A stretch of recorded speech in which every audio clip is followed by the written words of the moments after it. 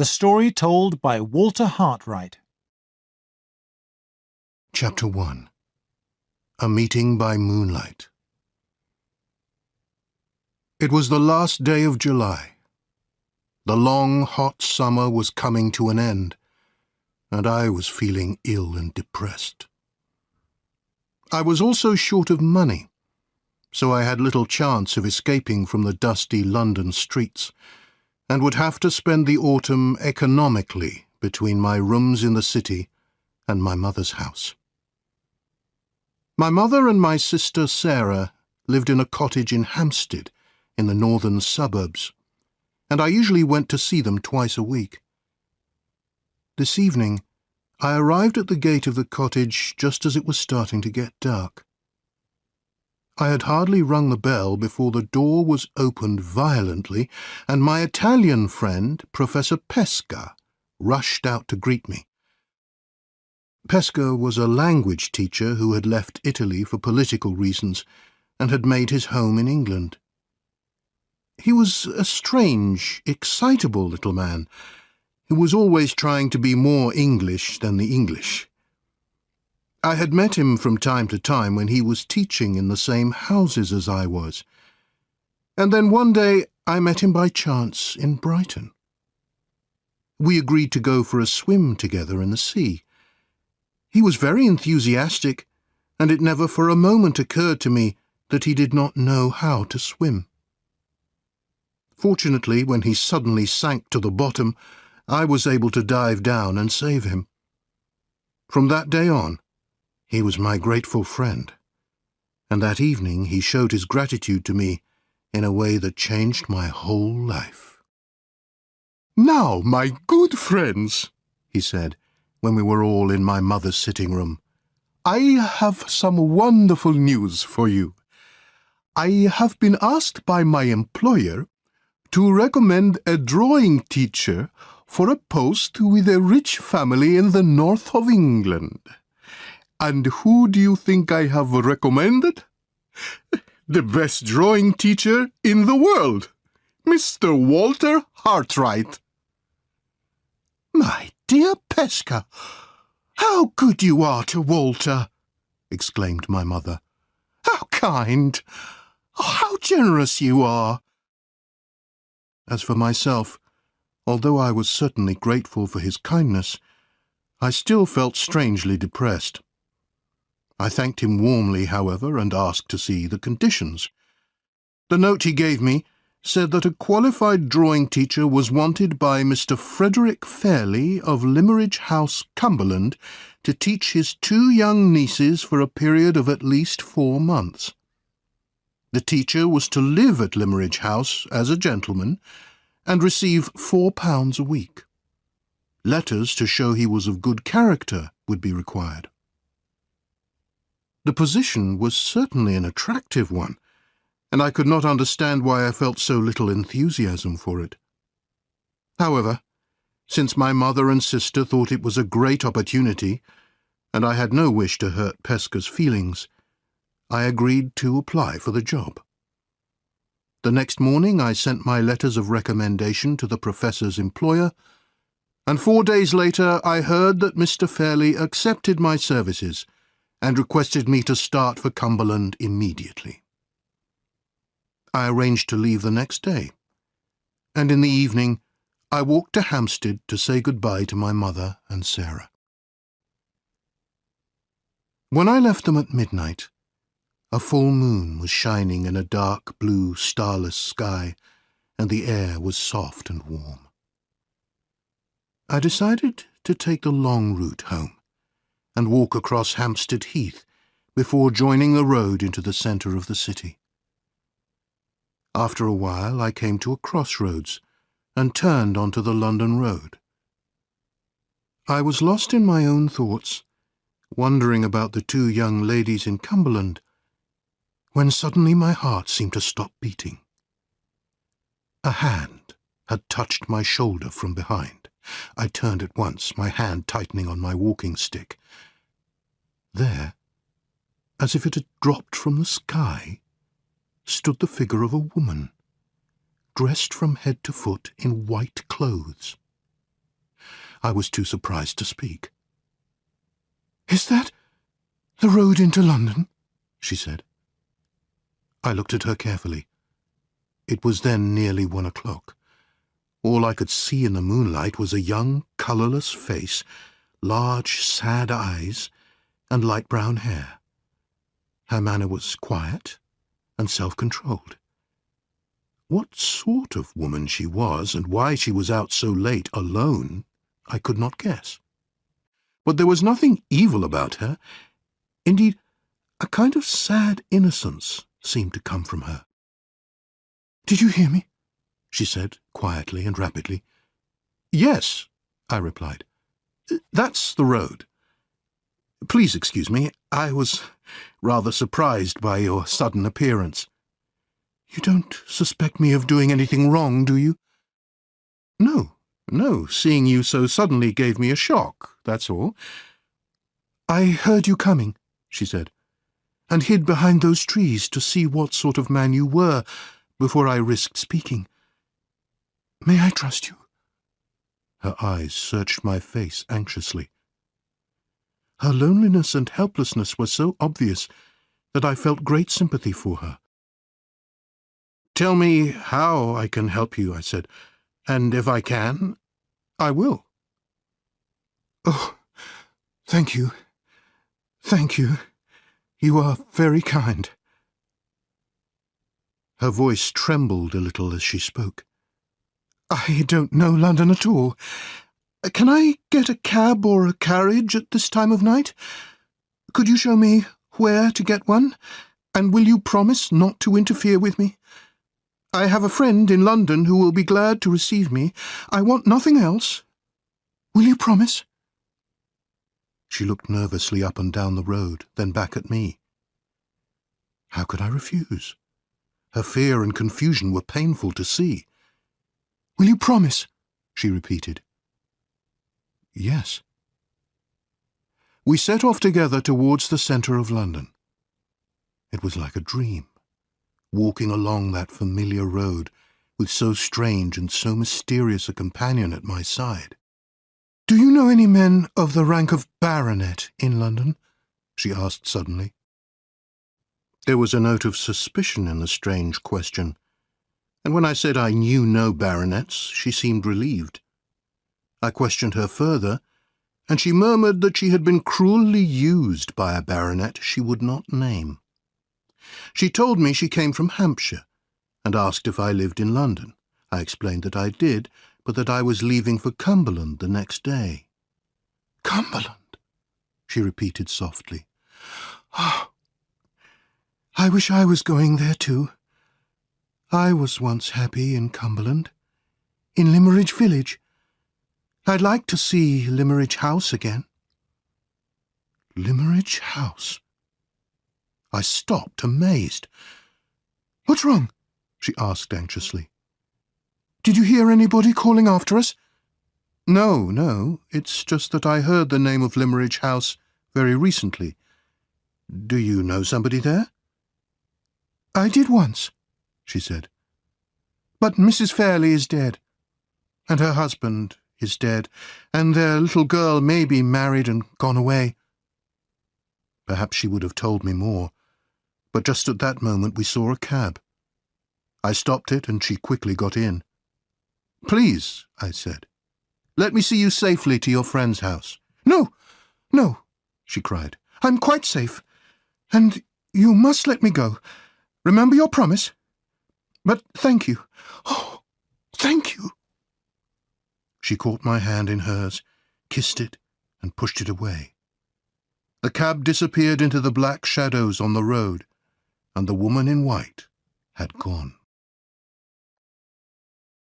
10 minutes later I was still on the same road, thinking uneasily about the whole adventure, when I heard wheels behind me. An open carriage with 2 men in it passed me, then stopped when they saw a policeman walking further down the street. "Officer," cried one of the men, "have you seen a woman pass this way? A woman in white clothes?" "No, sir. Why? What has she done?" "Done? She has escaped from my asylum. An asylum? But the woman had not seemed mad to me. Nervous and a little strange, perhaps, but not mad. What had I done? Had I helped a woman wrongly imprisoned to escape? Or had I failed to protect a sick person who might come to harm? These disturbing thoughts kept me awake all night after I had got back to my rooms, until at last it was time to leave London and set out for Cumberland. My travelling instructions directed me to Carlisle and then to change trains for Limmeridge. However, because of a long delay, I missed my connection and did not get to Limmeridge till past 10. A servant in rather a bad temper was waiting for me at the station with a carriage, and when I arrived at Limmeridge House, everyone had gone to bed. I was shown to my room, and when I at last put out the candle, I thought to myself, what shall I see in my dreams tonight? The woman in white, or the unknown inhabitants of this Cumberland house?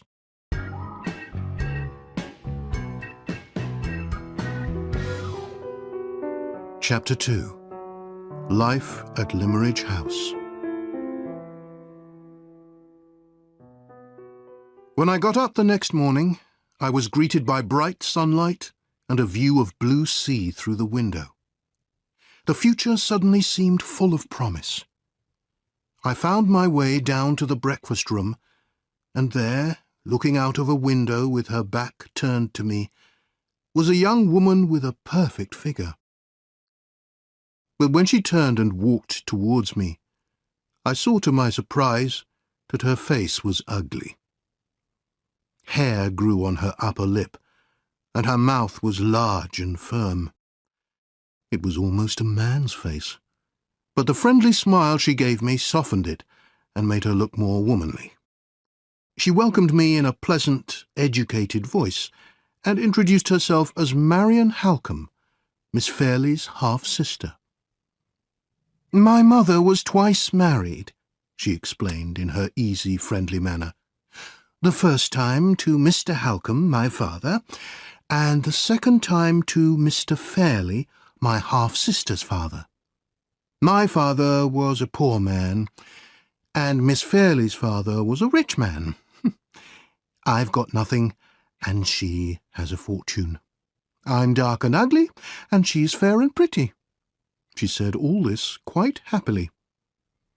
"My sister and I are very fond of each other, so you must please both of us, Mr. Hartright, or please neither of us."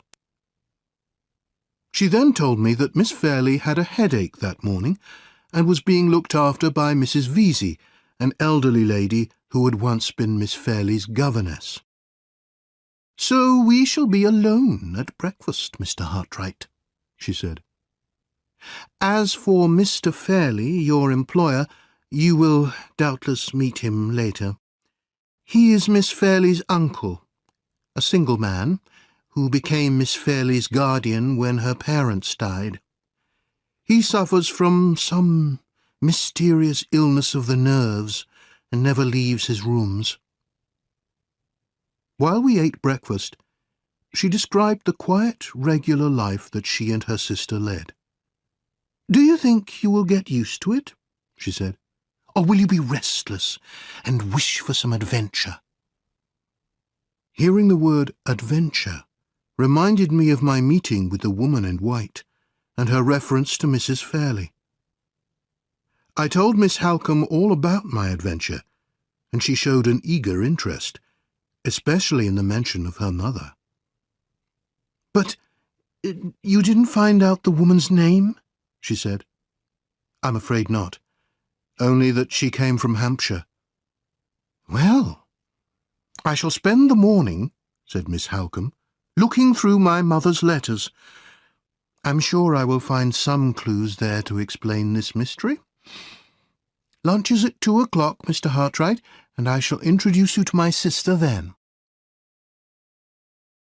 After breakfast, Mr. Fairley's personal servant, Louis, came to tell me that Mr. Fairley would like to see me. I followed the servant upstairs and was shown into a large room full of art treasures. There, in an armchair, sat a small, pale, delicate-looking man of about 50. Despite his fine clothes and the valuable rings on his soft white fingers, there was something very unattractive about him. "So glad to have you here, Mr. Hartright," he said in a high, complaining voice. "Please, sit down, but don't move the chair. In my state of nerves, any movement is painful to me. May I ask if you have found everything satisfactory here at Limmeridge?" When I began to reply, he at once raised his hand to stop me. "Please excuse me, but could you speak more softly? I simply cannot bear loud voices, or indeed any kind of loud sound." The interview did not last long, as Mr. Fairley quickly lost interest in it. He informed me that the ladies would make all the arrangements for their drawing lessons. "I suffer so much from my nerves, Mr. Hartright," he said. "Do you mind ringing the bell for Louis? Thank you. Good morning." With great relief, I left the room and spent the rest of the morning looking forward to lunchtime, when I would be introduced to Miss Fairley. At 2 o'clock, I entered the dining-room and found Miss Halcombe seated at the table with a rather fat lady who smiled all the time. This, I discovered, was Mrs. Vesey. We started eating, and before long we had finished lunch with still no sign of Miss Fairley. Miss Halcombe noticed my frequent glances at the door. "I understand you, Mr. Hartright," she said. "You are wondering about your other student. Well, she has got over her headache, but did not want any lunch. If you will follow me, I think I can find her somewhere in the garden."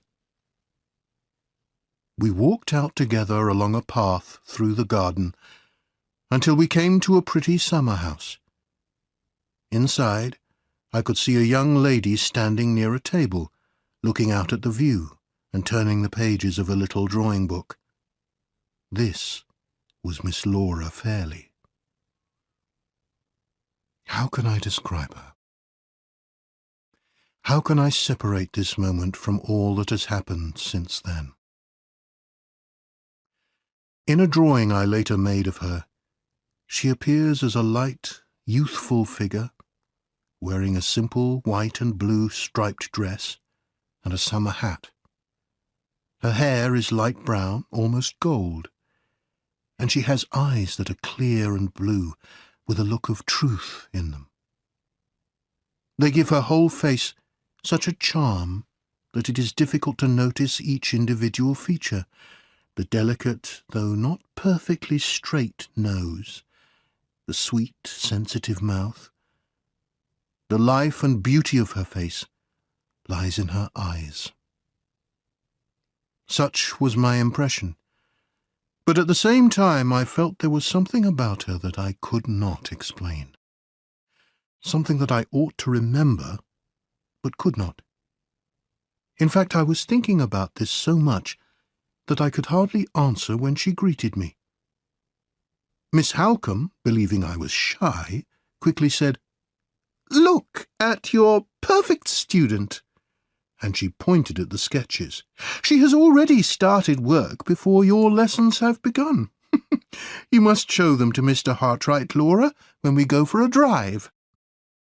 Miss Fairley laughed with bright good humour. "I hope he will give his true opinion of them, and not just say something to please me," she said. "May I inquire why you say that?" I asked. "Because I shall believe all that you tell me," she answered simply. In those few words she gave me the key to her own trusting, truthful character. Later, we went for our promised drive, but I must confess that I was far more interested in Miss Fairley's conversation than her sketches. I soon realized I was behaving more like a guest than a drawing teacher, and when I was on my own again, I felt uneasy and dissatisfied with myself. At dinner that evening, these feelings soon disappeared, and when the meal was over, we went into a large sitting room with glass doors leading into the garden. Mrs. Vesey fell asleep in an armchair, and Miss Halcombe sat near a window to look through her mother's letters. At my request, Miss Fairley played the piano. How will I ever forget that peaceful picture? The flowers outside, the music of Mozart, Miss Halcombe reading the letters in the half-light, the delicate outline of Miss Fairley's face against the dark wall. It was an evening of sights and sounds to remember forever. Later, when Miss Fairley had finished playing and had wandered out into the moonlit garden, Miss Halcombe called me. "Mr. Hartwright, will you come here for a minute?" I went over and she showed me a letter. "It's from my mother to her second husband 12 years ago. She mentions a lady from Hampshire called Mrs. Eccentric, who had come to look after her sick sister living in the village. It seems she brought her only child with her, a little girl called Anne, who was about a year older than Laura. I was at a school in Paris at the time. My mother, who took a great interest in the village school, says the little girl was slow in learning, so she gave her lessons here at the house. She also gave her some of Laura's white dresses and white hats, saying she looked better in white than any other colour. She says that little Anne Eccentric was so grateful and loved her so much that one day she kissed her hand and said, 'I'll always wear white as long as I live. It will help me to remember you.'" Miss Halcombe stopped and looked at me. "Did the woman you met that night seem young enough to be 22 or 23? "Yes, Miss Halcombe, as young as that." "And was she dressed from head to foot all in white?" "All in white." From where I sat, I could see Miss Fairley walking in the garden, and the whiteness of her dress in the moonlight suddenly made my heart beat faster. "Now, listen to what my mother says at the end of the letter," Miss Halcombe continued. "It will surprise you. She says that perhaps the real reason for her liking little Anne Eccentric so much was that she looked exactly like—" Before she could finish, I jumped up. Outside stood Miss Fairley, a white figure alone in the moonlight. And suddenly I realized what it was that I had been unable to remember. It was the extraordinary likeness between Miss Laura Fairley and the runaway from the asylum, the woman in white. "You see it," said Miss Halcombe, "just as my mother saw the likeness between them years ago." "Yes," I replied, "but very unwillingly. To connect that lonely, friendless woman, even by an accidental likeness to Miss Fairley, disturbs me very much. I don't like to think of it. Please call her in from that horrible moonlight." "We won't say anything about this likeness to Laura," she said. "It will be a secret between you and me." Then she called Miss Fairley in, asking her to play the piano again. And so my first eventful day at Limmeridge House came to an end. The days passed, the weeks passed, and summer changed into a golden autumn. A peaceful, happy time. But at last I had to confess to myself my real feelings for Miss Fairley. I loved her. Every day I was near her in that dangerous closeness which exists between teacher and student. Often, as we bent over her sketchbook, our hands and faces almost touched. I breathed the perfume of her hair. I should have put a professional distance between myself and her, as I had always done with my students in the past. But I did not, and it was soon too late. By the 3rd month of my stay in Cumberland, I was lost in dreams of love and blind to the dangers ahead of me. Then the first warning finally came, from her. In the space of one night she changed towards me. There was a sudden nervous distance and a kind of sadness in her attitude. The pain I felt at that moment is beyond description. But I knew then that she had changed because she had suddenly discovered not only my feelings, but her own as well. This change was also reflected in Miss Halcombe, who said nothing unusual to me, but who had developed a new habit of always watching me. This new and awful situation continued for some time, until on a Thursday near the end of the 3rd month, I was at last rescued by the sensible and courageous Miss Halcombe. "Have you got a moment for me?" she asked after breakfast. "Shall we go into the garden?" We walked to the summer-house and went inside. Miss Halcombe turned to me. "Mr. Hartright, what I have to say to you I can say here. Now, I know that you are a good man who always acts correctly. Your story about that unhappy woman in London proves that. As your friend, I must tell you that I have discovered your feelings for my sister Laura. Although you have done nothing wrong, except show weakness, I must tell you to leave Limmeridge House before any harm is done.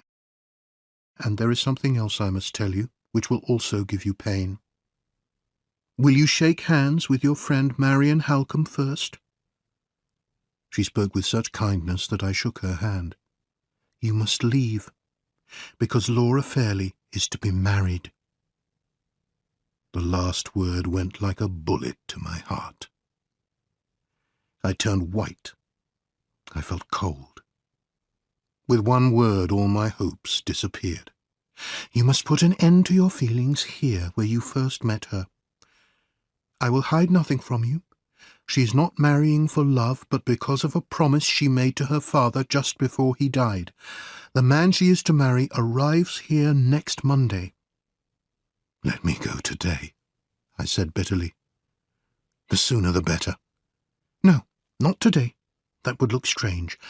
Wait till tomorrow, after the post has arrived. Say to Mr. Fairley that you have received bad news and must return to London." "I will follow your advice, Miss Halcombe," I said sadly. "But may I ask who the gentleman engaged to Miss Fairley is?" "A rich man from Hampshire." Hampshire? Again a connection with Anne Catherick. "And his name?" I asked as calmly as I could. "Sir Percival Glyde." "Sir?" I remembered Anne Catherick's suspicious question about baronets, and my voice shook a little as I asked, "Is he a baronet?" She paused for a moment, then answered, "Yes, a baronet."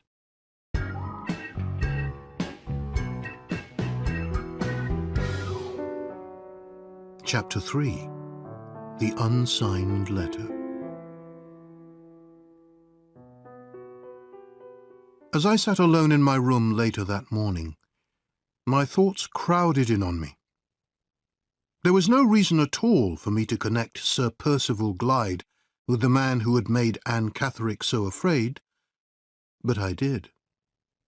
My suffering was great, but even greater was my feeling that some terrible, invisible danger lay ahead of us. Then I heard a knock at my door. It was Miss Halcombe. "Mr. Hartright, I am sorry to disturb you, but you are the only person who can advise me. A letter has just arrived for Miss Fairley. A horrible, unsigned letter, warning her not to marry Sir Percival Glyde. It has upset my sister very much. Should I try to find out who wrote it, or wait to speak to Mr. Gilmore, Mr. Fairley's legal adviser, who arrives tomorrow?" She gave me the letter. There was no greeting, no signature. "Do you believe in dreams, Miss Fairley? Last night I dreamt I saw you in your white wedding dress in a church, so pretty, so innocent. By your side stood a man with the scar of an old wound on his right hand. A handsome man, but with a black, evil heart. A man who has brought misery to many, and who will bring misery to you. And in my dream I cried for you. Find out the past life of this man, Miss Fairley, before you marry him. I send you this warning because your mother was my first, my best, my only friend." These last words suggested an idea to me, which I was afraid to mention. Was I in danger of losing my balance of mind? Why should everything lead back to the woman in white? "I think a woman wrote this letter," said Miss Halcombe.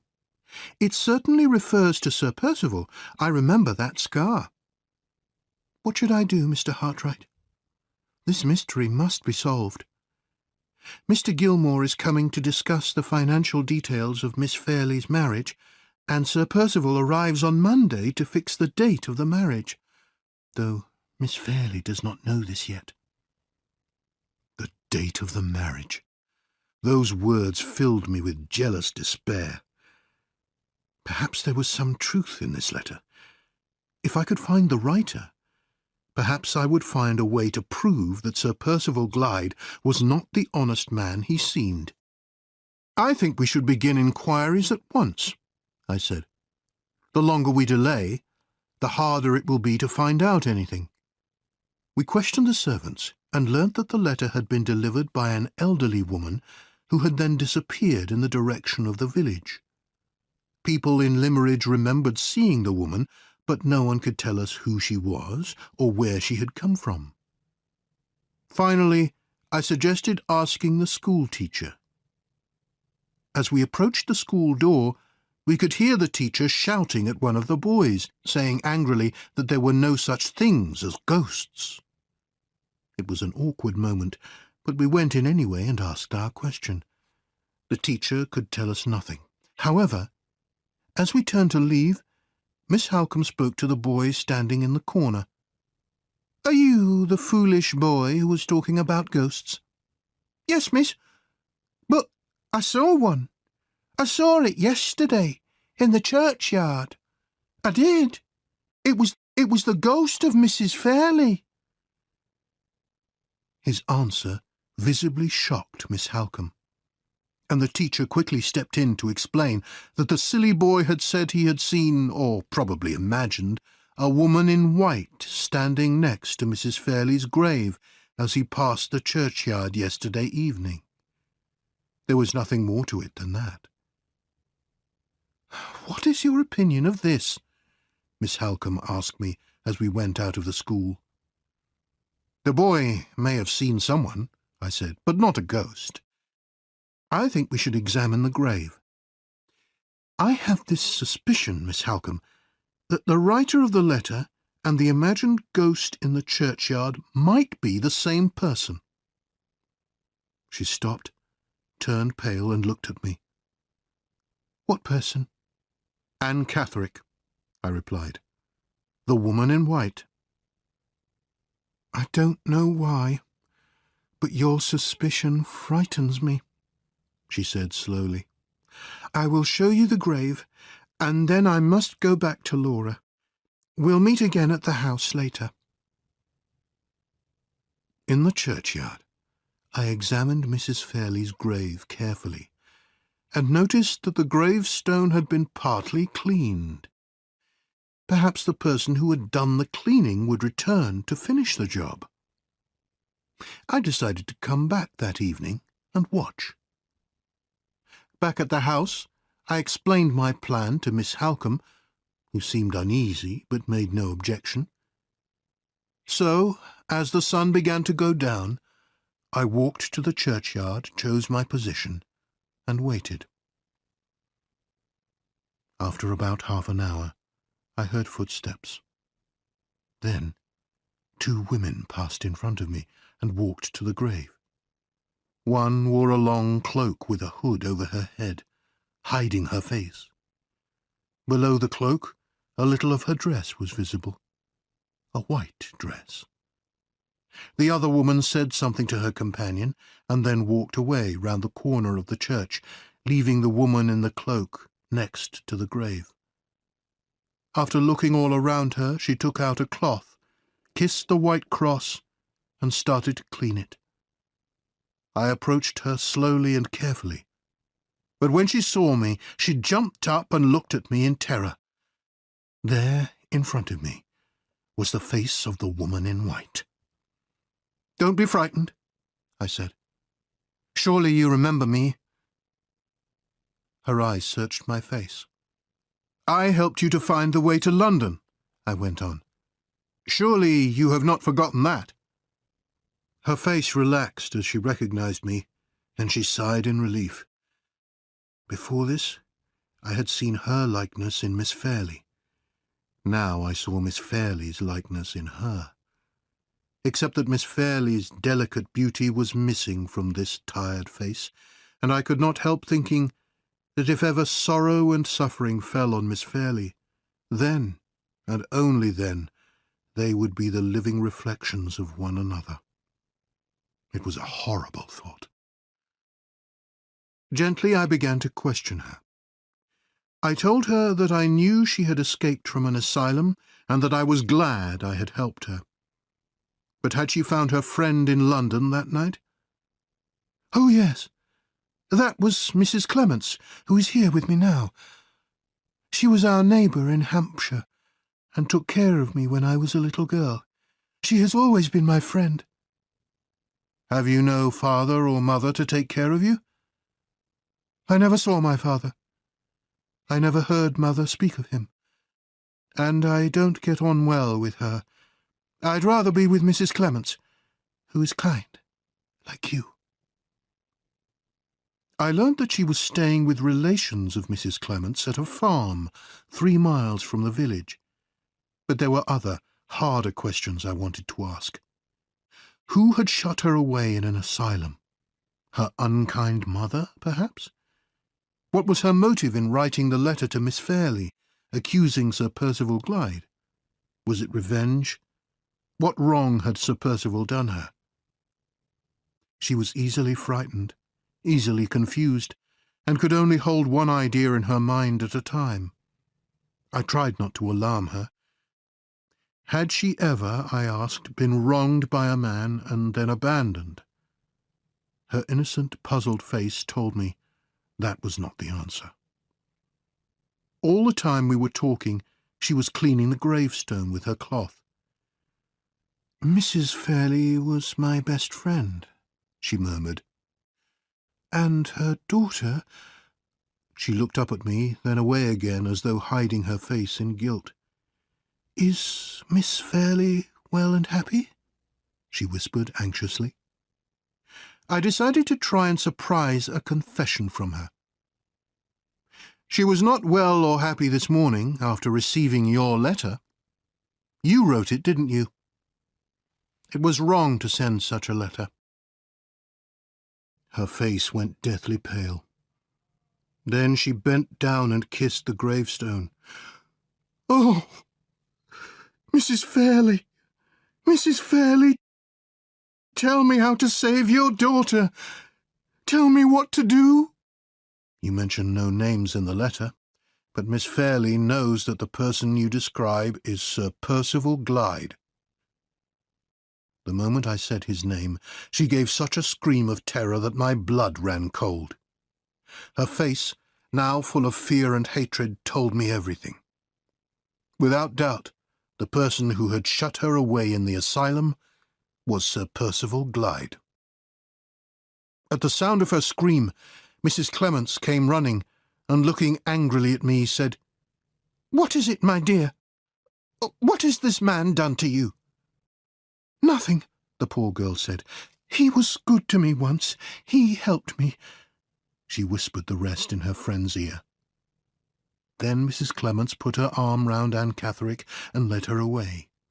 I watched them go, feeling great pity for that poor, pale, frightened face. Half an hour later I was back at the house, and the story I told Miss Halcombe made her very worried. "I am certain Sir Percival Glyde put Anne Catherick in the asylum," I said. "But why? What is the connection between them?" "We must find out," said Miss Halcombe. "We will go to the farm tomorrow, and I will speak to Anne Catherick myself."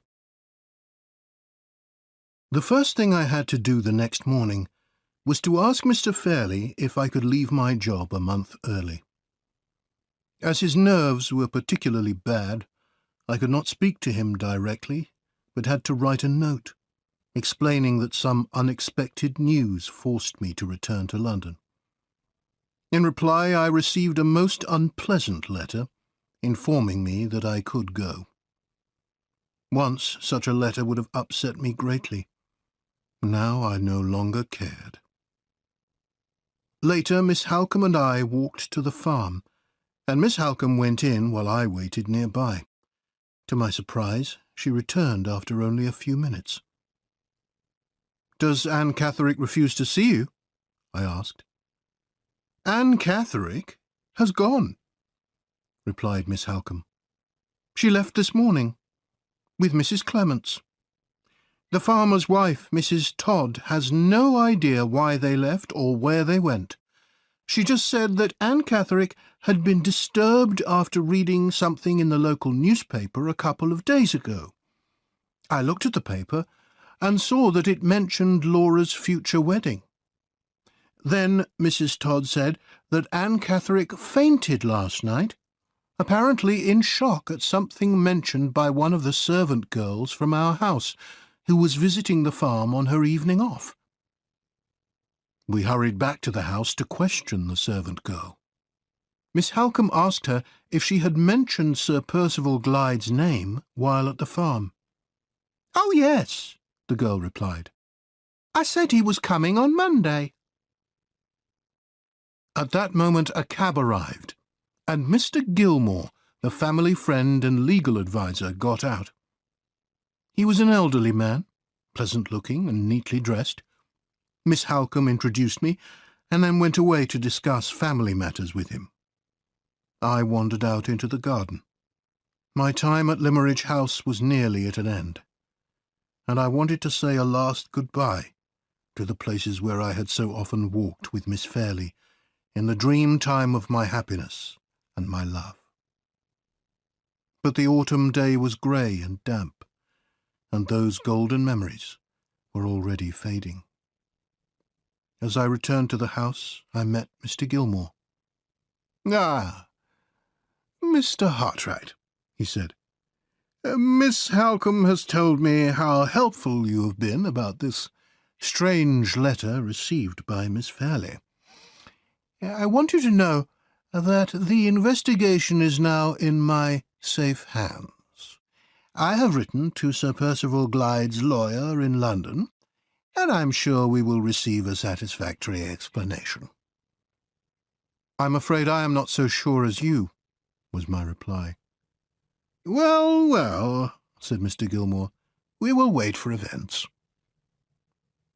At dinner that evening, my last dinner at Limmeridge House, it was a hard battle to keep my self-control. I saw that it was not easy for Miss Fairley either.